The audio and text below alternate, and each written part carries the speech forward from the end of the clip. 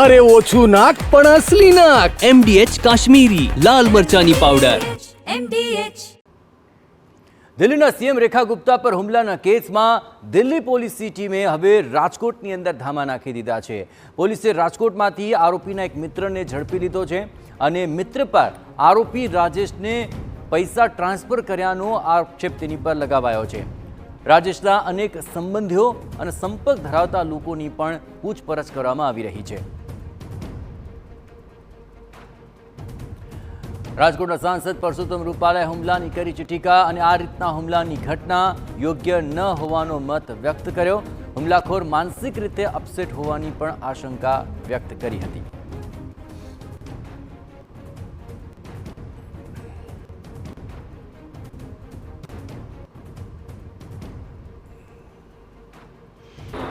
મને એવું લાગે છે કે એ વિવાદને જે પ્રકારની જે માહિતી આવી છે એમાં એ વ્યક્તિ માનસિક રીતે અપસેટ હોય એવું પ્રથમ દ્રષ્ટિએ ધ્યાનમાં આવે છે.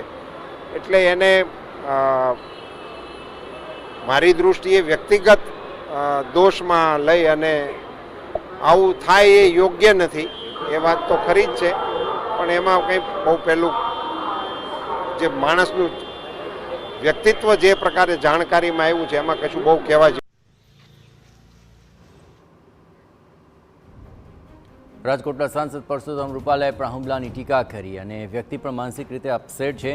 બીજી તરફ દિલ્હી પોલીસ રાજકોટની અંદર ધામા નાખી ચૂકી છે અને રાજસના એક મિત્રને પકડી પાડ્યો છે કારણ કે તેની સાથે નાણાકીય વ્યવહાર પણ થયા હતા.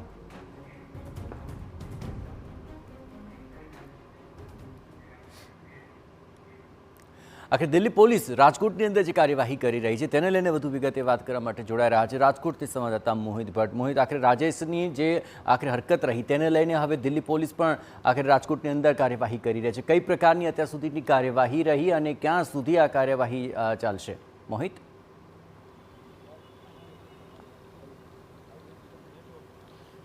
જયેશ, જે રીતે દિલ્હીના મુખ્યમંત્રી રેખા ગુપ્તા પર રાજકોટના રાજેશ જે નામનો જે શખ્સ છે તેમના દ્વારા હુમલો કરવામાં આવ્યો અને આને લઈને જ તે હવે 5 દિવસના રિમાન્ડ પર છે.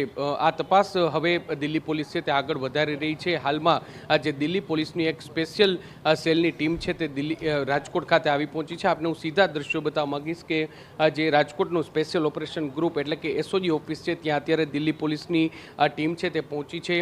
રાજેશના સંપર્કમાં આવેલા તેમની કોલ ડિટેલ, તેમના જે બેંક ટ્રાન્ઝેક્શન અને અન્ય જે વાતચીત છે તેના આધારે જે પણ વ્યક્તિ તેના સંપર્કમાં આવ્યા હતા તેને લઈને અત્યારે પૂછપરછ છે તે કરવામાં આવી રહી છે. તેની માહિતી છે તે લેવામાં આવી રહી છે. બીજી તરફ એક વાત એવી સામે આવી છે કે રાજેશના બેંક એકાઉન્ટમાં જે આ હુમલો બન્યો તે દરમિયાન એક વ્યક્તિએ રૂપિયા ટ્રાન્સફર કર્યા હતા અને તે રાજકોટનો એક રિક્ષા ચાલક હોવાનું સામે આવ્યું છે. તેની પોલીસે અત્યારે SOG ઓફિસ ખાતે અટકાયત કરી અને તેની પૂછપરછ કરવામાં આવી રહી છે. કયા મોટિવથી, કયા હેતુથી તેમને આ રૂપિયા આપ્યા તે અંગેની પણ તપાસ છે તે હાથ ધરવામાં આવી છે. પ્રાથમિક રીતે રાજકોટની આ જે લલુડી ઓકડી વિસ્તાર છે ત્યાં આ રાજેશે એક મંદિર છે તે બનાવ્યું છે અને આ મંદિરમાં તે દરરોજ જતો હતો અને તેને કારણે જ ત્યાં સંપર્કમાં તેની સાથે અનેક વ્યક્તિઓ હતા અને આ જે રિક્ષા ચાલક છે તેનો મિત્ર હતો અને મિત્રતાના નાતે જ તેમને આ રૂપિયા આપ્યા હોય તેવું પ્રાથમિક રીતે સામે આવ્યું છે. જો કે પોલીસ આ સમગ્ર મામલાને લઈને ઝીણવટભરી તપાસ છે તે કરી રહી છે કારણ કે જે રીતે દિલ્હીના મુખ્યમંત્રી પર હુમલાનો એક પ્રયાસ છે તે કરવામાં આવ્યો છે ત્યારે આ પૂર્વ આયોજિત કાવતરું છે કે કેમ તે દિશામાં પણ તપાસ છે તે કરવામાં આવી રહી છે. રાજેશના પરિવારજનો છે તેઓ સ્પષ્ટપણે કહી રહ્યા છે કે રાજેશ છે તે એક જીવદયા પ્રેમી છે અને શ્વાનને લઈને જે રીતે દિલ્હીમાં જે મુવમેન્ટ ચાલી રહી છે તેને લઈને તેને ક્યાંક રોષ હતો અને તેનો રોષ છે તે તેના ઘરમાં પણ જોવા મળ્યો હતો.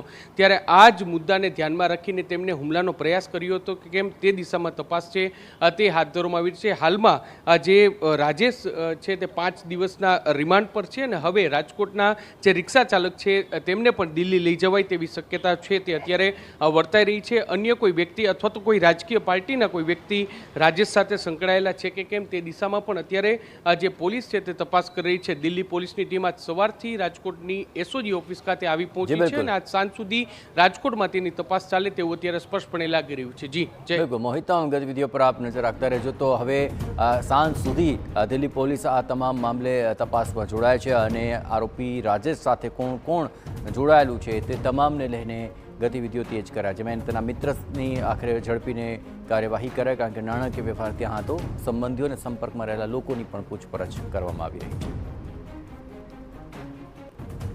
MDH ચણા મસાલા હવે છોલા હોય કે ચોળા, સફેદ ચણા હોય કે કાળા ચણા, બધું મજેદાર બનશે. MDH